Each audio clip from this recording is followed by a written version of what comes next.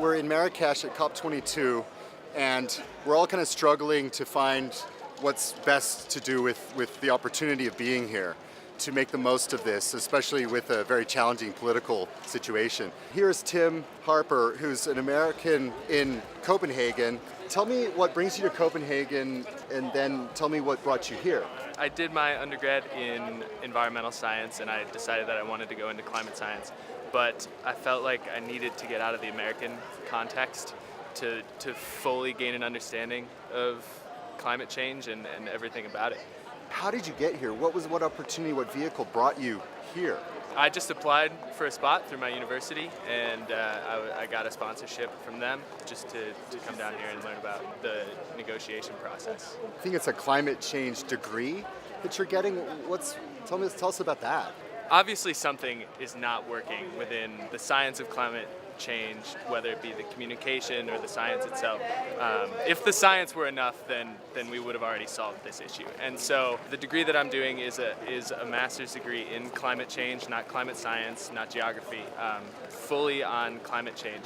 And the goal is to create actors that are capable of working in multiple different disciplines or policy arenas to try to break this deadlock that we're facing on global climate action. Is the only key that we've got is political will? On some level, we need to connect the causes and effects of climate change to something that the average person can understand intuitively, not just reading on a chart or reading on the books.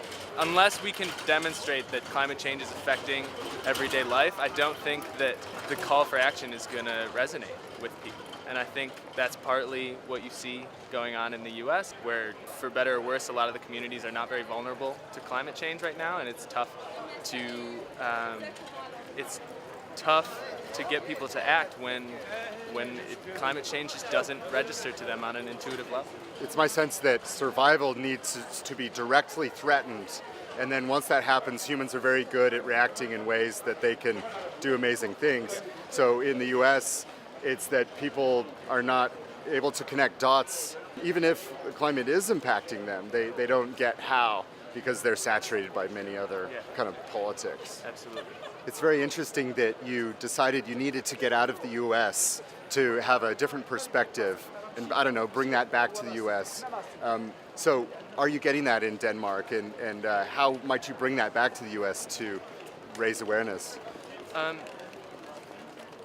I think especially within the context of the incoming administration, the American environmental movement needs to signal that there is a large population of people in the US that is willing to work for change and is not going to abandon the call for climate action. And so I think that's partly my role as an American abroad, to help signal that and to facilitate the connections between actors abroad and institutions at home where the government isn't going to make those connections for us anymore. How will you communicate what you've learned at this climate change degree that you're getting in Copenhagen and that different perspective? How are you going to bring that back to the US? As someone who works in agriculture, I think I have an opportunity to engage with a population that probably doesn't get engaged with on climate change directly.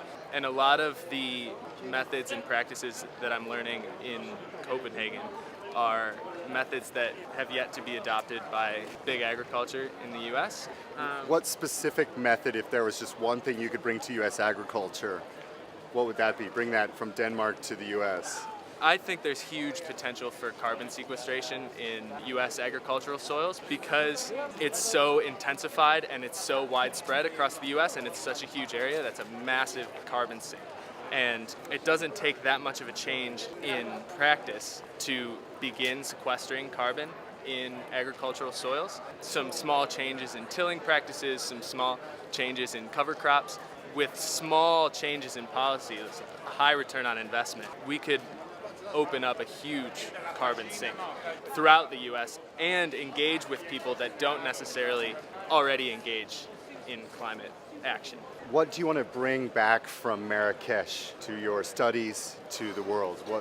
What's the take-home message for you? At home, as I see sort of a large percentage of my own population turn inward, and throughout Europe I see a lot of a lot of countries begin to look inward and look towards nationalism. It's really encouraging to look around and see international cooperation, and that there is still a commitment to tackle this problem. I mean, climate change is a global problem, and it's going to take all of us, and we can't sort of shrink into our own borders. I think in light of the recent election and recent elections across Europe, people forget that this is still happening and that there still is a forum for discussion and there still is cooperation and there still is an opportunity to engage all across the world. And so I'd be keen to remind people that this is still going on and there's still a lot of people trying to make progress.